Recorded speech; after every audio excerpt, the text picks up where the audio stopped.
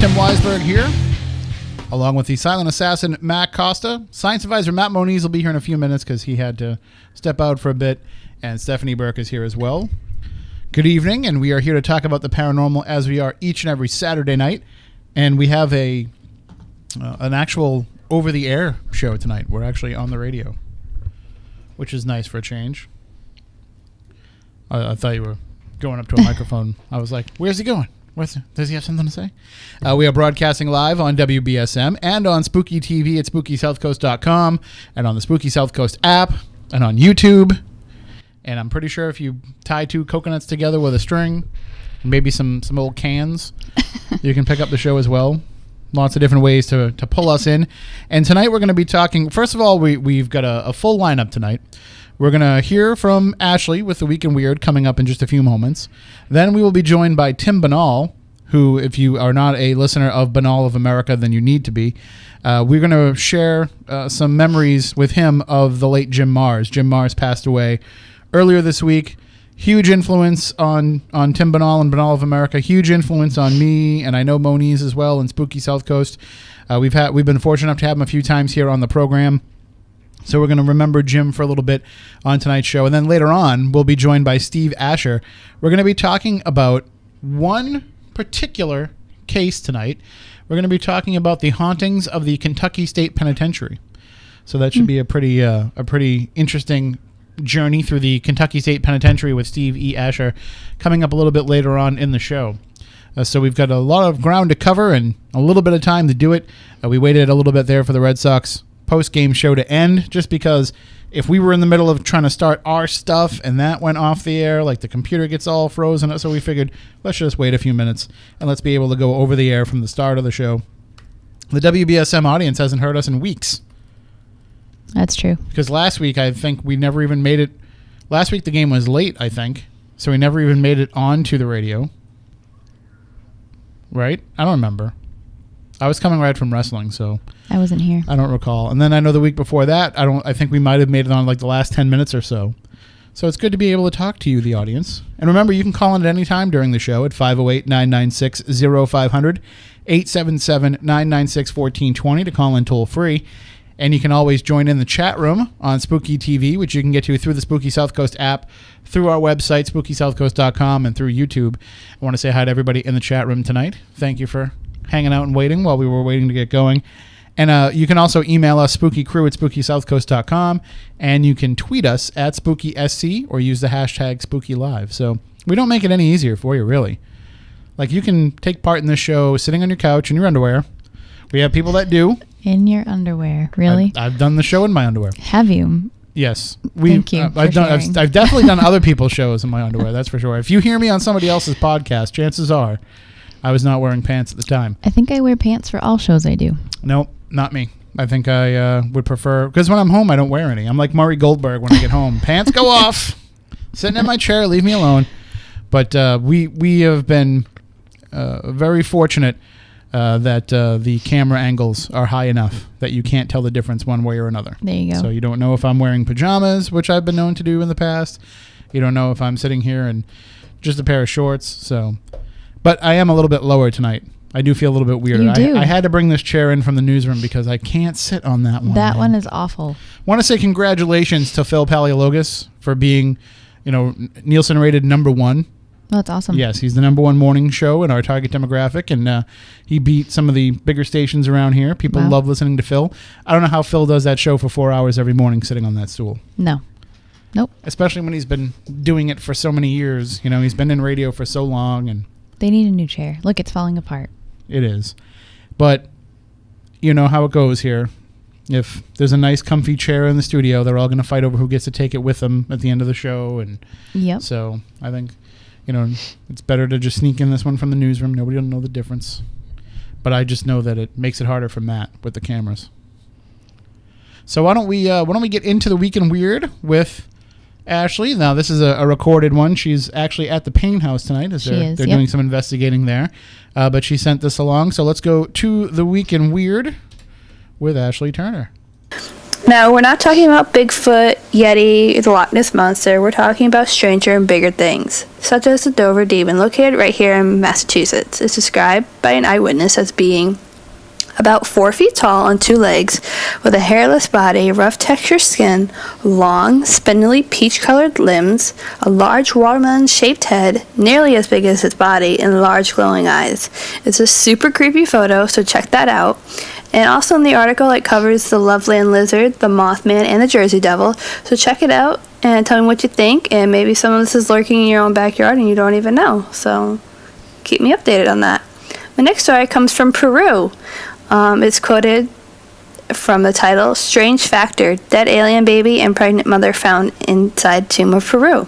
Quoted right from the article, researchers are investigating the alleged discovery of several alleged mummified aliens, also claim now to have found the corpse of what appears to be a baby.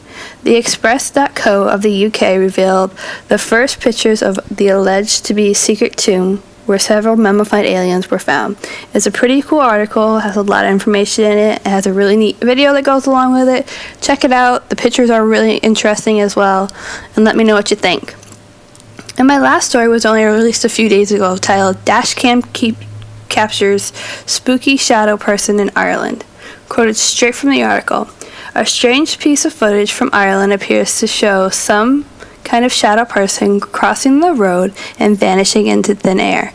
But people are picking the video apart as people pick everything apart, and they're saying that the content might be a hoax and that the person of the car shouldn't be afraid, as it might be just a person simply walking through an opening in the wall, or rather than slipping into a different dimension. Check the video out, let me know what you think, and I will see you guys next week. Bye! All right, that is Ashley Turner with The Week in Weird. And of course, that's always posted up online. And I know, Matt, you've been taking out the video and posting The Week in Weird on its own. So we highly recommend that you grab that, you download it, you share it, whatever you want to do. If you want to put it on your site, we're cool with that. You know, just do whatever you want to do to help spread the word and keep things weird out there. And speaking of keeping things weird, we have a guy who's been keeping things weird for as long as we have been. And that is Tim Binnall. He is joining us on the line right now. Good evening, Tim. Is that you on the line? Hey, what's going on? What's happening? Spooky South Coast crew. It's been a while since we've had you on. Me on. We haven't had you on the show in a long time. What's up with that? Long time. I'm sorry that that my return would come on such a downer with such a sad reason for the return. But Absolutely. I appreciate that you asked me to come on, so thanks. Well, I mean, there's nobody else that we could talk to that could talk about the impact that Jim Mars had any more than you, because, you know, same thing. I remember being a college student. I was a sophomore at UMass Dartmouth, and I was taking the course Political Assassinations in America, and it was taught by the great Philip Melanson, who is also no longer with us. And as I'm taking that course, you know, all the name that he kept mentioning over and over again was Jim Mars, his research. And he told me, he's like, listen, if you want to read the definitive JFK assassination book, you have to get Crossfire. And so I went out and I got it, and I would spend hours talking about it with Professor Melanson. And I was fortunate enough that when we started doing this show, sent an email to Jim Mars, and he agreed to do it. And so it must have been similar for you, that, you know, you must have come across his work well before you were even doing Binnall of America. Yeah. It's a crazy story, man. It's like Jim passing on Wednesday. It just kind of, it's like, it's hard to explain, but it's like when it's like thinking about someone you knew, something that happened to you, like a great band or something, you know, that was a pivotal part of your life when you were really young, you know what I mean? But the added layer of, like, then you get to meet the band, you know, and you get to know the band. So it's like, it brought all these memories for me back about how pivotal he was in my life. He really, if not for him, I mean, I wouldn't be talking to you guys today. It was like, one day in the fall of 2002, such a long time ago, I was just looking for a book to read and picked up Rule by Secrecy. And, you know, it's Bruce Springsteen has a great line about Bob Dylan's Like a Rolling Stone. That snare shot at the beginning of the song, it kicks open the door to your mind. And that's kind of what happened with me and Jim's book. That book just, it kicked open the door to my mind. And I went out and got Alien Agenda and Crossfire, like all within the next 2 weeks, and read all that stuff. And then it was like, I need to know more about all of this stuff. And I had an interest in all this when I was younger as a kid and everything, but it was like, this is what brought it all on, this book, and Jim and his work and everything. So to me, he was always, I wrote a little something about him on Facebook the other day, and it's like, he wasn't like a mentor. I mean, he was a friend for sure. But to say he was like a mentor or a hero, like, goes even beyond he was like a shaman for me, man. He was like a shaman. He was like, I had elevated him to like godlike status. Because if it wasn't for him, I wouldn't be doing this. I wouldn't have all these friends like you guys. All of my friends, like, all of my friends, with the exception of like people I knew in high school and college, like and maybe a few other people. But it's like most of my adult friends came from in the paranormal, and it's like I wouldn't know any of these people, and I would have gone down a whole different path in life. And it's really, and like things I hadn't thought about in a long, long time came kind of flooding back to me this week, where it was like, it's I don't talk about it a lot, but most people know I work for Coast to Coast, and it's like, if I finished reading Jim's books, and I said to myself, where can I hear an interview with this guy? And I went to Google, and that's how I found Coast to Coast. Mm-hmm. So it's like, I wouldn't even have this job I have. It's like I'd be looking at a completely different life if it wasn't for Jim Mars. And he was just so gracious and kind and helpful. When I started my show, I had never even done an interview. I had done some of these like sit-down interviews at a convention where I actually had met him for the first time in 2004. And, well, you sit at the vendor table, and I interviewed Stan Friedman. That was the first person I ever interviewed. I think I did like 2 other interviews. But the first time I ever did a Binnall of America interview like I do now over the phone, it's like, that was Jim. And it's another like thing that I hadn't thought of in a while was that I didn't know what I was doing or anything, and it's like Jim liked to talk. He was loquacious. He could really tell a story. And so I had like maybe 15 questions, and I probably only got to half of them. And we had done an hour about this time of year, too. I think like 12 years ago. And I was like, because I didn't know any better. I didn't know it was probably rude to ask. I didn't know any better. So like we did the hour, and I was like, hey, can I interview you like for an hour next week and get the rest of these questions done? And he was like, sure, same time next week. And I was like, you didn't have to do that, dude. This was Jim Mars, man. Right. But he did. And I know I'm sure you can speak to this in a lot of ways too. It was like, that was the first interview we did for like the show as a real show. And it gave us instant credibility. It put us on the map instantly. Because we had Jim Mars. And there were so few shows back then that it was like, for all the guys that were like me, that were like, I got to find an interview with Jim Mars, all of a sudden we were on the map. Mm-hmm. And it was so much easier to get other guests. Because when you can go to get a guest and you say, well, who have you had on the show? Jim Mars. Oh, if you had Jim on, then yeah, for sure. Right, absolutely. He was the best, man. He was really the best. Absolutely. What impressed me the most about him was, you start thinking, before you really delve into this world and you start reading books and listening to interviews and seeing people on television, now there's stuff about conspiracy theories all the time on television, but people don't realize that was few and far between way back then. And so you would think of somebody that's a conspiracy theorist as being this nut job that lives out in a Unabomber shack out in the woods. Then you read a book by Jim Mars and you say, well, wait a minute. This guy sounds like he must be like the ultimate Washington insider. He's probably like some, Secret Service kind of CIA black ops type of guy. And then you turn over the back cover of the book and you see this guy and he's just this laid back, folksy, down home, looks like he could be your grandfather. And that's how he was as a person. Absolutely. Yeah.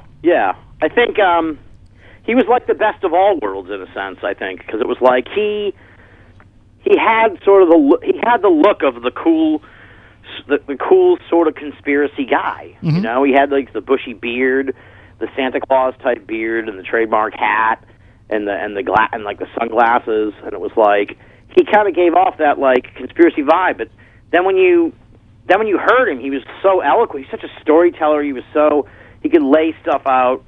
You know, he had this way of like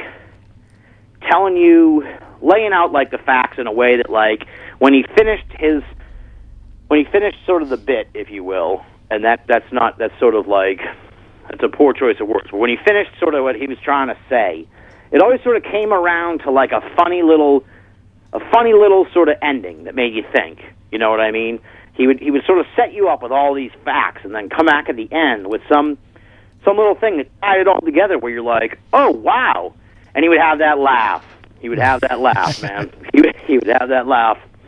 You know, and that was that. You know, he was. I'm sure he confounded many a TV producer who was like, "Oh yeah, we'll get this guy on. He's just some country bumpkin or something like that." And then they get him on, and he was incredibly eloquent, incredibly well spoken, and thoughtful, and funny and entertaining. And he didn't come off as like creepy or paranoid or anything. You know, he didn't have any of the bad traits that you expect from these conspiracy folks. That's what I loved about him. You know, it was like, he didn't come off as threatening. He came off as like, hey, man, it's going to be okay, but here's what's going on. And he wasn't one of these, crackpots either that as much as he was able to expose over the course of his career and as much as he was able to bring to the forefront, he wasn't one of these guys that was hiding in a bunker somewhere. I mean, this is a guy that every day was on Facebook, and he would like your photos and comment under things. And, this was not a guy that was afraid of the stuff that he was writing about. Oh, no, not at all. I mean, it was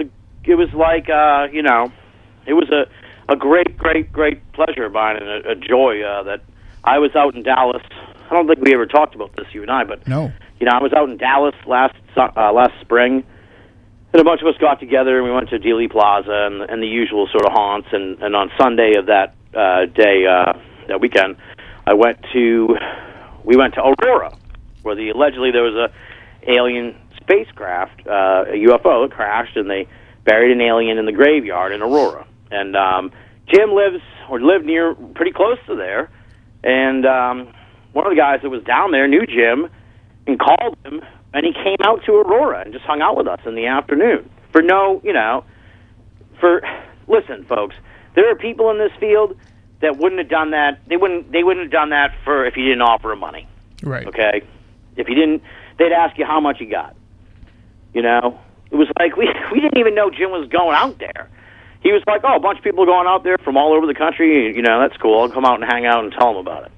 It's just amazing how just approachable he was, how down to earth he was, and really how much of he was always every time I contacted him and said, we'd love to have you come on the show. I see you have a new book out or what have you.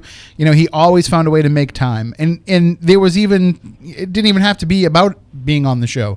It would be perfectly fine. Hey, just give me a call and we'll talk sometime. And that's very rare to find in this field, to have somebody because people compartmentalize this stuff so much in their lives.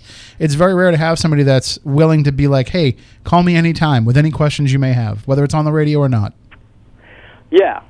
No, he was, I likened him a lot to Stan Friedman in that way. Mm-hmm. He was very approachable, and it's like paradoxically approachable. He was such a big star. It's like people.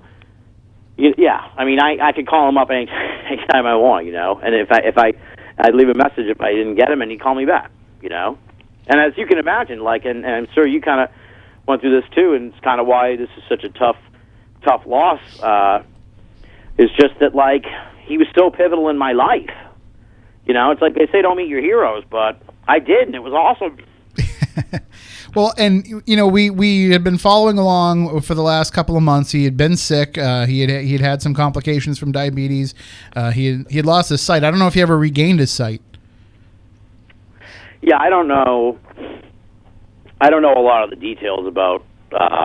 I'm just going by what I saw on Facebook. I don't know anything more than you do. I just know it was it looked pretty bad a couple months ago, and there was a lot of, at the time, there were people sort of saying that he wasn't going to make it for a week or through the week or something like that. Right. And so at that point, that's why when the news started going around on Wednesday afternoon, I was like, well, I'm going to wait till I hear something legit. Right, because even from, and I mean, there were people who were saying, who were, kind of confirming it and everything, but even then I was like, until I see it on his page, I'm not going to believe it, And a lot of that, I think, was my own not wanting to believe it was true. Oh, absolutely. Because there were people that I respect that were like saying, putting condolences up and everything, and it was like, yeah, that's cool, but until it's almost like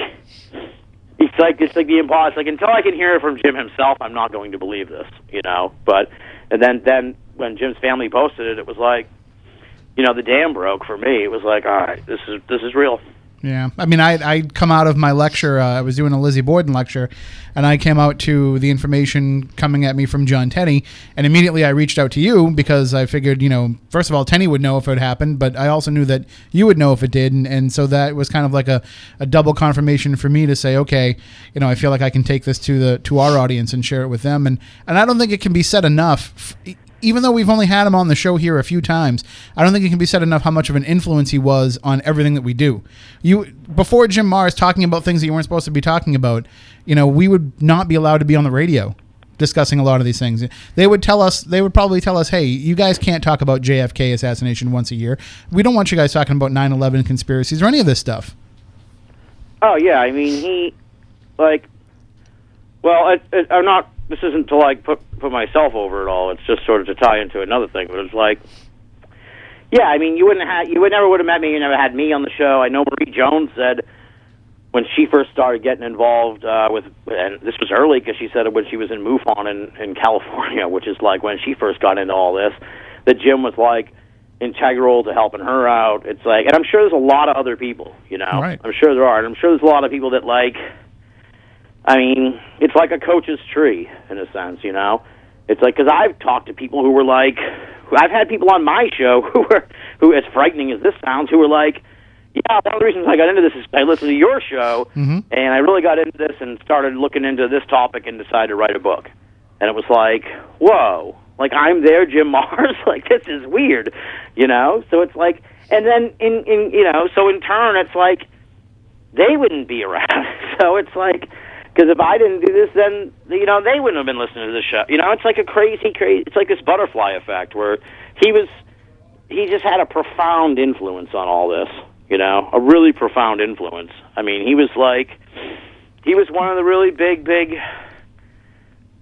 stars, like big, he was an icon, a legend, You can't, he was just this, larger than life, tremendous, I think can't put him over enough. I think we have somebody on the line here that might want to call in and share a memory of Jim, and we'll see if we can take that call. Good evening. You're on Spooky South Coast. How are you? Hello? All right. Well. What was that? Hello? No, you're still with us, but I was trying to bring in another call, but it sounds like somebody wasn't there. But if anybody did want to call in, the number is 508-996-0500 if you want to call in and share your thoughts of Jim Mars. Now the question is, I mean, I know that Jim had been a little bit less prolific over the last few years with his health and, and just being older and wanting to kind of enjoy things a little bit more. He was still pretty active in all of his research, but you just didn't see him as much out there anymore. There's got to be a new vanguard of people, though, who have been picking up the mantle of what he's been doing over the years. Yeah. Oh, believe me, yeah. Well, one point I wanted to make, in a sense, that just to, I guess I can't even sort of address that question without sort of talking about this, in a sense, is that, like, just another thing that I was thinking about this week was, if you look at his books, he wrote Crossfire, that's the JFK assassination, right? Mm-hmm. Then he wrote Rule by Secrecy, which is just like a worldwide conspiracy, like a world history conspiracy book. Folks, get this book. If you have not read this book, it's a seminal work. And then, shortly thereafter, he wrote Alien Agenda, which is like the whole history of the UFO phenomenon.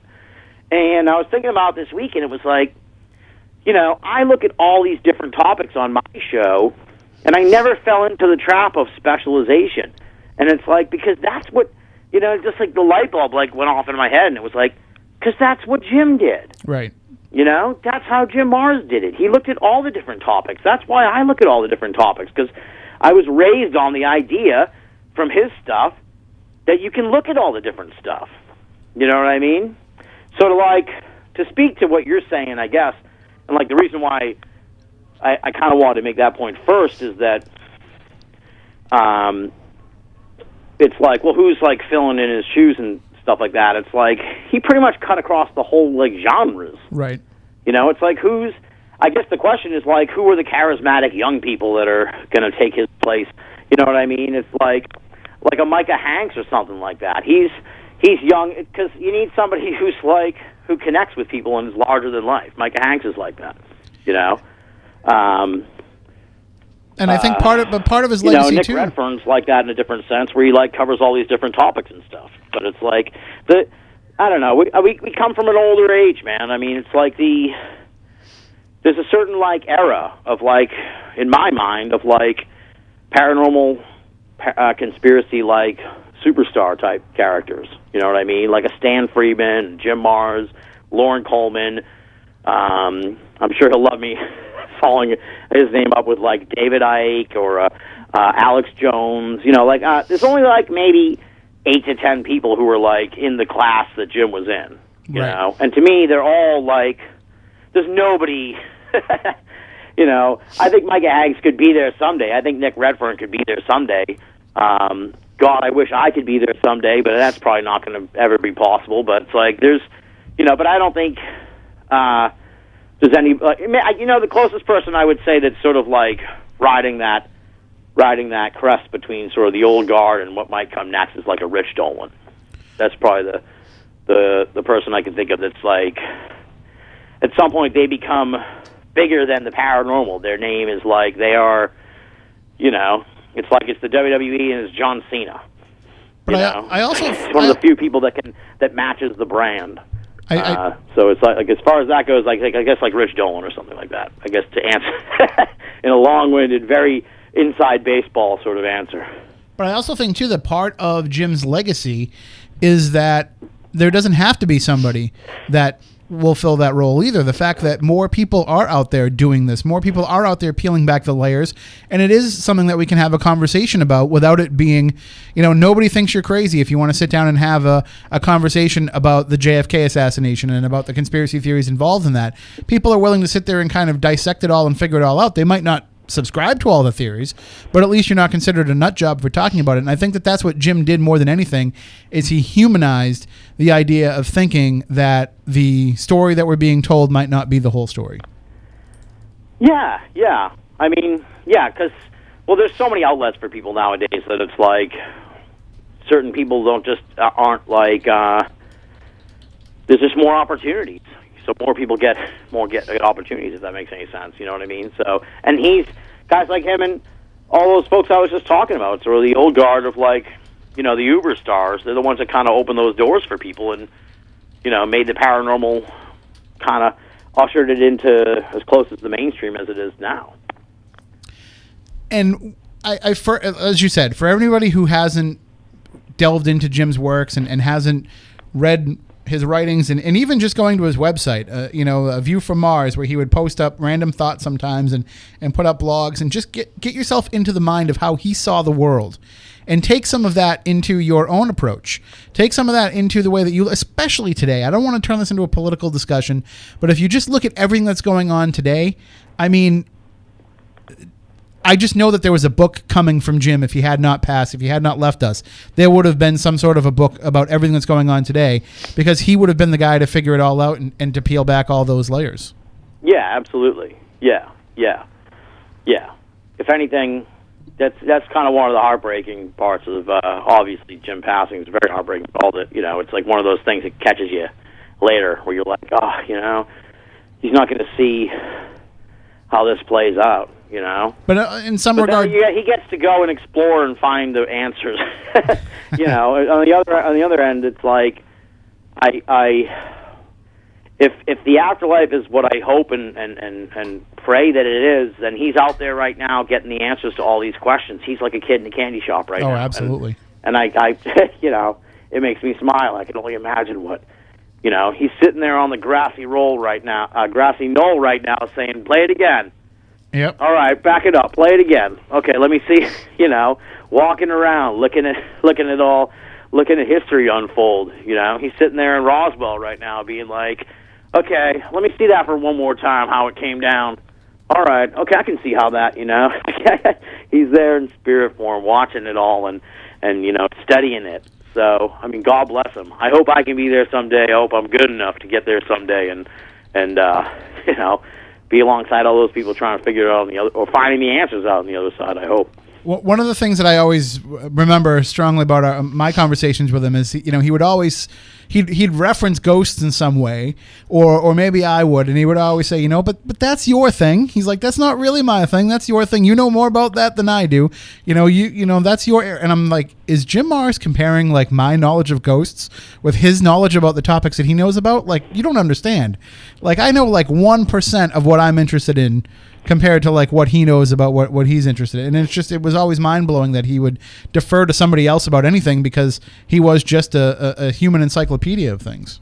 Yeah, for real. He was always like, if he knew it, he would tell you about it, and if he didn't know it, he wouldn't BS you. Mm-hmm. That's the impression I got. Because I would ask some arcane sort of questions on the show, and if he didn't really have an answer, if he was like, yeah, well, I haven't really looked that much into that thing, but, here's what I can say about it. You know what I mean? He would at least qualify stuff with an explanation. He's one of these people who wouldn't fly off at the mouth and just make things up. And I think that is what will kind of be his lasting legacy, is if people can kind of follow in that mold. And, of course, you always talk to people on Binnall of America. Before we let you go here, we do want to let people know about the new season of Binnall of America. You are taking this in some very interesting directions this season. Well, thanks, man. I appreciate that. Yeah, it's gotten really interesting in the last few weeks. Not that it wasn't before, but it's getting like even more. We've like smashed the fourth wall. We're like really getting into like the looking glass type areas of stuff. Like what is going on with ufology? What is the state of this field? And I had you and Chris Balzano on for a fascinating conversation where we deconstructed ghosts, the ghost community, and it was like so interesting. I really, really enjoyed that conversation so much. Same here. It's my final season. I'm not. I'm coming back in some form or fashion after I do this, but traditionally the show is like 33 episodes spaced out over the course of a year or so, broken down into seasons, kind of like an album. And here, when we got to our 10th season, I knew back in season 8 that this was going to be the end, and it was like, I think I kind of dragged my feet getting it started for like 6 to 8 months because I knew it was the last one. But once we got it going, it's been unbelievable.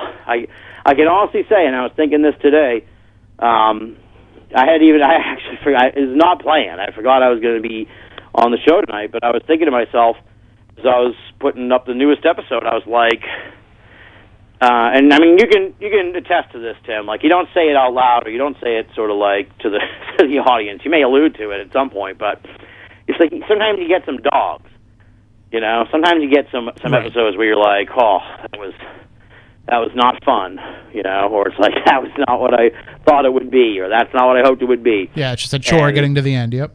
Yeah, and I was putting the episode up today, and I said to myself, this has been unbelievable. This is the 13th episode of the season, and I'm like, I haven't had a single episode where I've got off the phone where I was disappointed. Like, every episode I've gotten off the phone, I was like, wow, that was amazing. Like, that was just an amazing conversation, and they're all so different. So I hope folks check it out. I'm actually going on vacation for 2 weeks, so now's the time to dig into the archive. Absolutely. And, yeah, and it's been lots of good stuff on there. Binnallofamerica.com, Binnall of America.com. And again, just go back and listen to every season, really, but some fascinating stuff. And it's got to be, this is definitely part of that vanguard that I was talking about. Your show is definitely the next phase. This is what Jim laid the groundwork for, was for you to be able to do a show like that. So thank you for all that you do, and thank you for joining us tonight. Oh, thanks for having me, man. I appreciate it. Because we did a show, our show was on Tuesday night, and Jim passed away on Wednesday, and I'm not coming back for a couple weeks, so I wouldn't have had a venue actually to sort of like talk all this out. So I actually, I really appreciate it, because I tried writing a lot of it down, but didn't couldn't really. It's easier said than written. Right. Well, you know you're welcome here anytime. Thanks, brother. I appreciate it. And yeah, thanks again. And rock on, Spooky South Coast. All right. Take care. Have a good vacation. Thanks, man. Good night. Have a good one. That is Tim Binnall, binnallofamerica.com. Definitely check it out. I highly recommend it. It's been fascinating listening for years, for as long as we've been around, too. We're going to take a break now. When we come back on the other side, we'll be joined by Steve Asher. We're going to be talking about the ghosts of the hauntings of the Kentucky State Penitentiary, and we're going to get into some of these stories because, it's really fascinating when you can kind of zero in on one particular location and one particular case, and we're going to do that tonight. And, of course, we'll take your calls as well, 508-996-0500, 877-996-1420 if you want to call in with any thoughts. You can also send them to us via email, spookycrew@spookysouthcoast.com, or you can jump right in the chat room at spookysouthcoast.com where we have live streaming video. You can actually see all the cameras in the studio and see everybody as the show is going on. Matt does all kinds of great stuff with the Spooky TV, so make sure you check that out. All right, we'll be back in just a few minutes with more Spooky South Coast here on WBSM.